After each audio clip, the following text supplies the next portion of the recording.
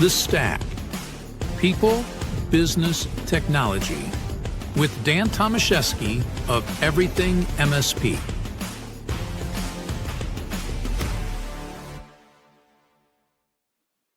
Hello, everybody. Dan Tomaszewski here.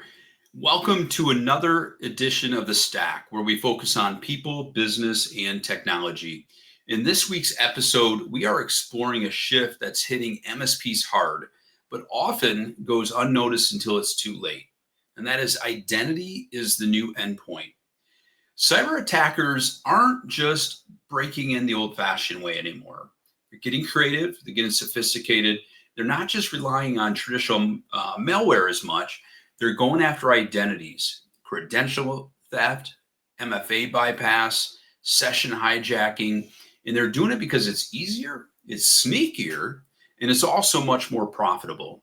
So get this, 80% of breaches now involve stolen or misused credentials, and the average cost of an identity-related breach is $4.45 million. So to help us unpack this growing threat and what MSPs can do to fight back, I am joined today by Ben Bernstein, founding technical account manager at Huntress. Let's go ahead and bring in Ben.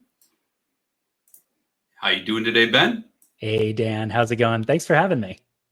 Yeah, thanks for joining us. It's great to have you here. And how's the beginning of your week going so far? You know, it's going well. It's always good when you finish all the tasks from the week before. You're able to start the new week clean sheet, ready to go ahead and tackle whatever's coming next. Exactly, and of course, in the world of cybersecurity, there's always something next, isn't there? Yeah, absolutely. Keeps it fresh and interesting. It does. No 2 days like the one before. Exactly. So let's kick some things off with the big picture. Identity-based attacks, they're clearly on the rise, and it's something that as we talked about, bad actors are leveraging 80%. That threat number that we threw out there, that number that is where those attacks are coming from. So why are we seeing this shift away from malware towards more identity compromise? It's a good question. And the data kind of supports it, where one, it's a lot easier if you're a bad guy or if you're a cyber criminal to go after some low-hanging fruit in the identity space. And we'll kind of get into some of the technical reasons why, and I'm sure in a second. But then one of the other things that you called out when you were talking about that dollar cost of, hey, these identity-based attacks are really expensive. Business email compromise is all the rage in the news right now. And it's actually much more profitable. When you put yourself in the shoes of a cyber criminal, you think, and we've always been told, ransomware is where the money is. And actually what the data says is that business email compromise, which is a common type of identity attack, is actually 75 times more profitable and for the business, 75 times more financially damaging than ransomware, which is kind of mind-blowing when you think about it. Yeah. Well, I mean, let's face it, we got to really understand that, these bad actors, cyber criminals, I mean, they're running businesses, they're running very large scale operations. I think often, we only think of them as, maybe some guy sitting in his basement, trying to do damage. But it is big business, isn't it? That's exactly it. And I would argue it's really it's a small part of an industry, because to your point, it's not, what you thought, what Hollywood, portrays hackers as these guys, and they're wearing their hooded sweatshirts and they're in their mom's basements. Right. But really today, you don't really have to have a huge background in IT or security to be a successful cyber criminal. I mean, you can go out to a breach forum and scrape other people's work from a big data breach or data dump. You can use a phishing as a service kit. You don't even have to create your own social engineering attacks. Folks can leverage ChatGPT to come up with good lures, right? And then even, just to take it back a step, I know we're taking a strong focus on identity today, but even in the world of malware, you can go and buy a ransomware as a service kit. So you don't even have to be a coder or develop your own strains of whatever it is that you're trying to impact. And I think that's a huge important fact to kind of start off today's conversation, is just understanding that cyber landscape. Yeah, and it's not just mind blowing, because I mean, I think back to some of my early days, becoming an MSP, and I remember seeing, like an MSP in a box kit, right? Like here's all the things you need to become an MSP, but this is what the bad actors are doing. It just blows me away. Absolutely. I mean, they're evolving just like we are. So I totally empathize with that. I mean, I worked at an MSP for almost 8 years. So I remember that, 10 years ago, a lot of the talk tracks were just about how do we keep the bad guys out and how do we just focus on prevention. Instead of today, what we're going to be probably talking a lot about is having that ongoing monitoring and assumption of compromise, and not just looking to keep people out, but how do you identify suspicious behavior if they're already in? Yeah. Now, do you think this shift has been happening for a while, or is it accelerated pretty rapidly as the cybersecurity landscape is changed? It's a good question. I think it's been a bit of both, but there's probably been a couple of major milestones and key factors which accelerated some of these threat actors to focus a lot more in the identity space. So if you think, really for the last 5 to 10 years, we've been talking about the big cloud transformations. Folks are talking about how we have to move to the cloud, and I would imagine when you're chatting with a lot of other MSPs, Dan, they're not probably deploying as many on-premise servers in the client office. There's probably not as much of a desire to own physical hardware. There's probably much more of a push towards either a private cloud or public cloud, where somebody else can deal with the physical servers, the switching. We'll just kind of give it the configuration. We'll own that component of the shared responsibility model. And I get it. But then that also kind of informs how the threat actors are going to approach their targets. So as businesses are moving more to cloud-based, SaaS-based, it means that the identity, so when you think of identity, like the usernames and passwords that folks are using to log into applications and log into servers, that becomes that much more important, because that's really like the crown jewels of how folks are conducting business and where sensitive information can be found. So I think that COVID was probably a big sort of, spike in folks realizing, oh crap, we really need to be able to work remotely. We need to kind of escalate our timeline to be cloud transformed. And the identity probably had a much bigger jumping off point, starting 2020, 2021. And today, every single business probably has some component of SaaS in their stack. Yeah, and one last point on that is, it's a big thing that needs to be overcome with clients and prospects, that, as they say, well, hey, as you're replacing our servers, pushing all this to the cloud, we have all SaaS-based applications, we probably don't need as much security, right? And, so it's just that myth or that misperception, and just helping to educate them. So let's move on from that one. And let's, for those that might be unfamiliar, what exactly are some of the most common identity attacks that you're seeing today? Yeah, absolutely. So I think that some of like the common ones that you hear about or you see are, how often and for how long have we been talking about make sure you've got strong passwords, right? There are programmatic ways for the bad guys to just kind of guess and brute force passwords. I think that's a really simple example of just basic types of credential theft, of just kind of guessing a whole bunch of passwords. But kind of as we alluded to earlier too, when you think about that dark web marketplace of where, you hear about the big breaches in the news, well, where does all that data go? It probably goes on some sort of, hacker forum where folks can either pay for access to those dumps or by being a member, they're being a member of maybe a malicious Discord community or Telegram community. They're being shared some of this victim data just through their own sort of malicious peer network. And so when you've got a list of known good passwords or even just hash passwords, which they can then kind of crack and break into later in an offline fashion, it really means that from a defender perspective, we've got to be on our heels. So thinking one, just making sure like MFA is enforced is going to be a really strong recommendation.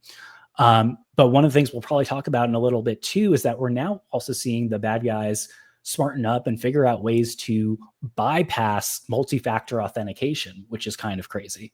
You know, a number of years ago, I think a lot of folks, especially in the MSP community, always thought of MFA as being this silver bullet in the world of identity, where it's like, hey, yeah, we got to have a robust approach to endpoint security, but for your Microsoft 365 users, as long as we're enforcing MFA, it's turned on, you know, they're getting those codes or a push notification with their authenticator app. Like, they're good on the Microsoft side. We can kind of ignore identity security because they've got MFA. And what we're seeing now is that's not true. There's really clever ways to bypass MFA. And so that's what we're seeing a whole lot of right now. And then a couple other things just to kind of call out other tricky things that we're seeing in the cyber landscape. From a defender perspective, we often recommend things like conditional access policies. So an organization might say, hey, Dan, you must be located in the United States to be able to log into your Microsoft 365 account. And you know that a lot of these malicious threat actors, they're coming in from overseas, not all of them, but certainly a good number of them.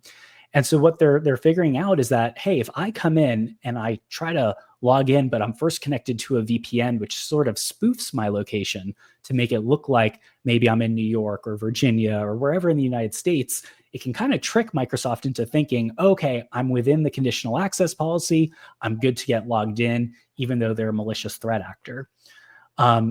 The other thing that we're seeing kind of along that same sort of lines of unwanted access is if folks are coming in and let's say, once again, they're in a different country, because I think that's a really easy to understand example. There's nothing that stops them from spinning up a legitimate AWS instance and saying, hey, I want to deploy an EC2 server, pay, for a micro instance, but let's have it be in the region of, Virginia. And once again, they are spinning up virtual machines. That virtual machine does live in the United States. And if that's sort of like their jump box to then carry out the identity attack, it's another great way on the front end to kind of bypass some of those conditional access controls. And we're seeing a lot of that sneaky tradecraft as well. Yeah. And I think too, when we talk about, you mentioned the silver bullet with MFA. I think, again, it comes down to continuous education and just ongoing discussion with your clients and prospects. That just because we've had something in place, and whatever we've had in place, it's not going to be the end all be all going forward. And, we need to continue to, shift our strategies. And, and I think it's just a lot easier for them to accept that, if we're having those continuous conversations versus, there's this large gap and then all of a sudden out of the clear blue sky, you're like, yeah, this isn't going to work anymore. And, so they're, I think that at that point, they're going to be like, well, wait a minute, I feel like, you told me at one point that this was going to be, rock solid, and, there's nothing that is, forever from that perspective. So let's talk a little bit about, how EDR and ITDR work together to stop these kind of threats. Absolutely. I think one of the things you'll probably hear me say a number of times on this podcast, and if you take nothing else from this, it's defense in depth, having multiple controls. Now, the beautiful thing about Huntress is that we're backed by a world-class 24/7 SOC, so real human beings around the world who have visibility into both EDR, so endpoint detection and response, focusing on your laptops and desktops and servers, and the ITDR, that's the identity threat detection and response. And what that allows us to do is have really good coverage across two of the biggest sort of attack vectors. When you think about, well, what's a threat actor going to go after? It's probably either something on the endpoint or something in the SaaS or identity space. And we now have the ability to kind of do some cool correlation there. And we know that an attack might start in one place and ultimately the goal might be to land in another domain. So let's kind of break that down. One of the really common things that we hear about, even on the endpoint, is credential theft. So you might hear about things like Mimikatz or other sort of ways of dumping LSAS, which is kind of like one of the built into Windows local security services that kind of allow different accounts to log in and give access and authorization to various resources, right? Well, the bad guys have figured out, and this isn't necessarily new, that they can essentially do a dump of LSAS, get access to hashed passwords. So it's not the password itself, but sort of like a encrypted version of these passwords and kind of break them offline. But we know in today's world, so many organizations either have like a hybrid setup where they've got, maybe some sort of on-prem Active Directory, but also a presence in Microsoft 365. And what that means is it's probably the same password in both domains. So if you're able to, break a password, that you were able to steal and crack off of an endpoint, you're probably then able to use that to carry out an identity attack. And vice versa, the same thing, where if let's say you're able to break into a Microsoft 365 account, one that maybe it doesn't have MFA, or maybe you've set up some sort of adversary in the middle infrastructure to steal a password and session token, and now you're able to kind of figure out what my access is, and you're realizing, hey, I'm looking at the attack surface and I see there's an exposed VPN. Maybe you use that known identity set of credentials and then you use it to pivot to physical endpoints on the network. So it kind of plays in both directions, and making sure that you've got coverage in both your identity space and endpoint space really allows you to sleep at night knowing that you've got sufficient coverage in two of the hottest domains that the bad guys are going after. Yeah, and are you seeing a trend that MSPs are jumping on board and implementing both right away, or are you finding they're doing one or the other and then maybe adding the other at another point? It's a good question. I think that EDR has been kind of like table stakes for a number of years, where, if you don't have EDR in 2025, you're going to have a really bad time. It's also probably pretty hard to find a cyber insurer who's willing to provide coverage if you don't have EDR, beyond it just being a general best practice. So I think EDR probably has a little bit of like a leg up from a timing perspective, but I think that anyone who doesn't have ITDR now is really quickly jumping on board. It's one of our hottest sellers. And when folks are coming to us now, it's often like a platform play for us, where it's not just, oh, we're coming to Huntress just for EDR, or we're coming to Huntress just for ITDR. Kind of going back to my statement before about, we're a platform and a human-led SOC. You really want to make sure that you're setting up that SOC for success, where they've got visibility across all of these domains, so that they're able to capture that lateral movement or that pivot from one type of asset to another.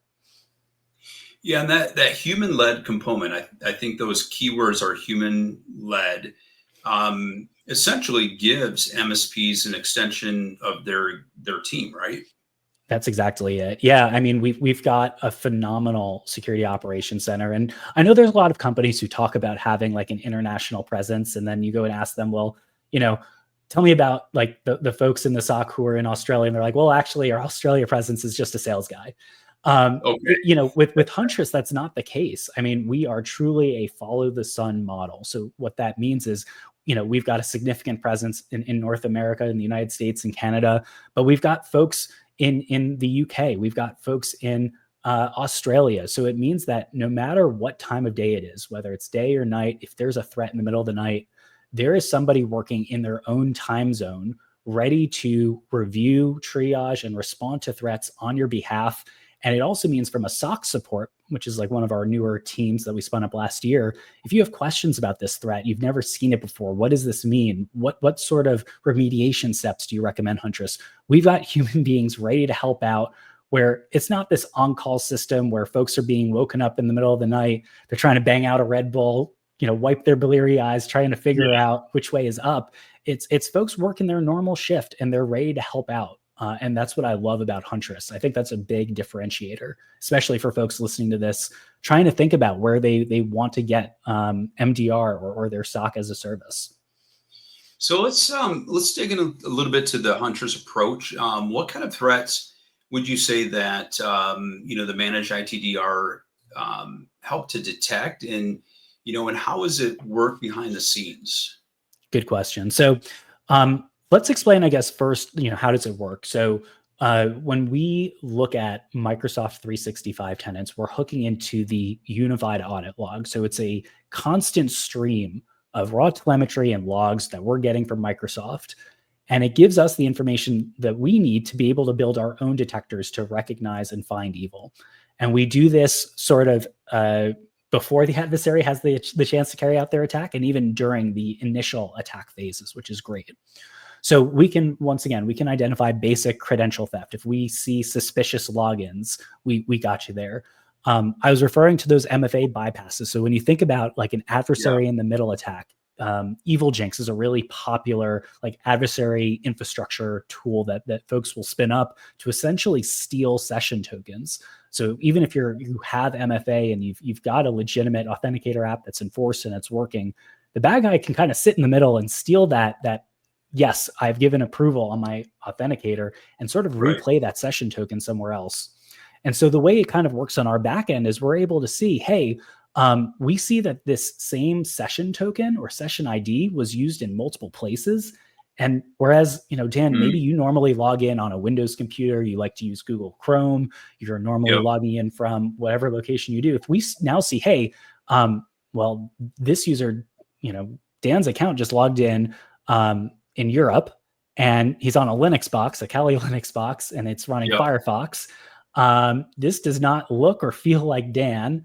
I don't talk about this as far as impossible travel, but instead focusing on specific attributes that are unique, like two session IDs being the same, but having different other attributes around them. And so that's some of the detection logic that we're able to employ to really find bad threat actors, even when they're trying to be really sneaky about their business. Other things that we're doing, let's think a little bit further beyond just catching them when they're trying to log in. Let's talk a little bit about like shadow workflows for a second, because it's not just, hey, did we catch them logging in? But then what things are they trying to do to remain stealthy?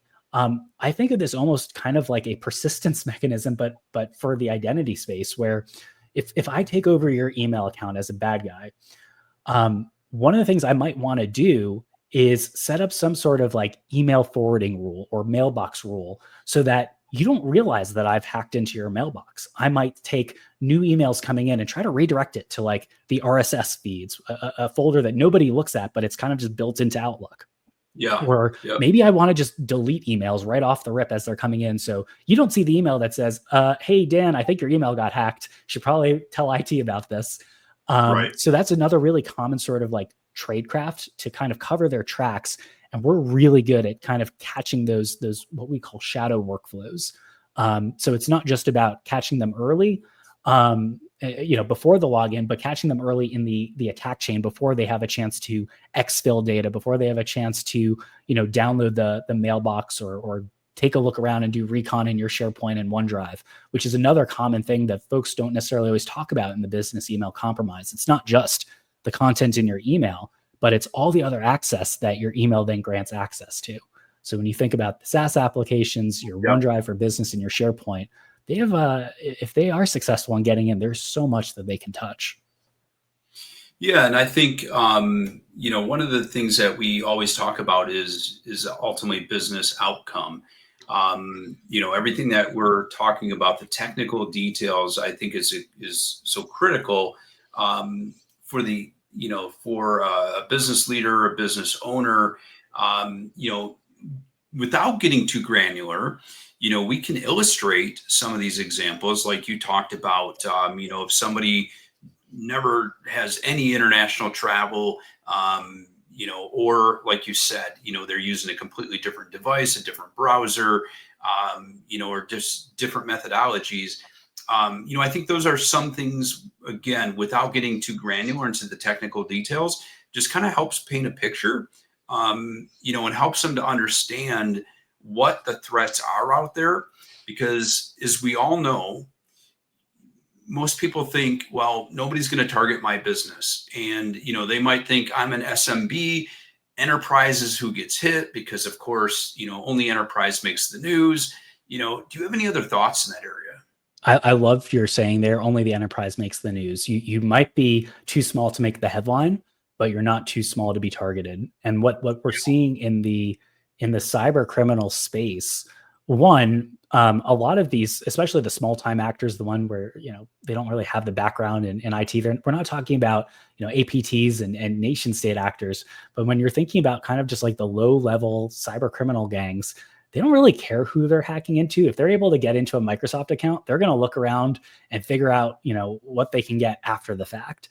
So I think it's really important that we are being proactive with our security. We're having that ongoing monitoring and approach to ITDR. You have to have that same sort of like assumption of compromise, whether you're talking about endpoints or identities. It's just as important. So Ben, before we wrap up, what can our listeners get their hands on if they want to take some next steps in this area? Great question. So couple of things. We've got a great neighborhood watch program. So if you are an MSP and you're listening to this, we have the ability to just kind of give you free internal use licensing so that you guys can kind of get your hands on and feel out what is Huntress doing, how does it feel, and what does it look like when you're working alongside Huntress. So definitely check out our neighborhood watch program.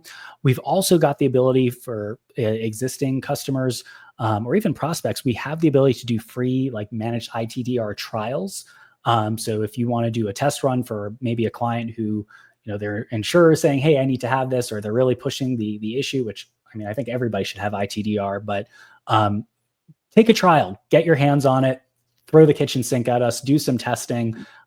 We'd be happy to help you out on that front. And I also know that you guys have a roadmap that's live. Can you elaborate on that a little bit? Yeah, so we just came out with our Q2 update to our 2025 product roadmap. So this is not just going to cover ITDR. Huntress only has 4 products. So we've got a managed EDR, we have our managed ITDR. We also do managed security awareness training. And lastly, we have a managed SIM. So this product roadmap will kind of cover all 4 of these products. Where are they today? What are the new things that we've come out with? And what's sort of the new fun stuff that you guys can kind of look out for later this year as we get a little bit closer to 2026. Excellent. And of course, you guys can check out Huntress's website to learn more. If you're on the everythingmsp.com website, you can search for Huntress. We have links to reach out to them directly. We're going to throw into the comments links for a few things. Number one, the neighborhood watch. We're also going to throw out a link to the roadmap. And there's a couple other documents. There's a top 5 identity threats handout, and identity is the new security frontline infographic that we'll make available. With that being said, make sure you grab those, some great information. Ben, thank you so much for all of your time today and just shining some light on this evolving attack vector. Any final words that any words of wisdom you want to send out to our audience? I have to say, I love being a part of the MSP community. Some of the best men and women I've been able to meet and work alongside with. It's been because of this community. So thank you, Dan, for making this community better. It's awesome to be a part of this podcast. And if anyone ever has questions, hit us up. We'd be happy to give you guys a demo. You're welcome to hit me up on LinkedIn. And this was a lot of fun. So thanks again for having me. Yeah, I appreciate you being here. And that's it for this week's episode of The Stack, where we focus on people, business, and technology. Until next time, keep stacking up your wins, and we'll talk to you soon. Take care, everybody.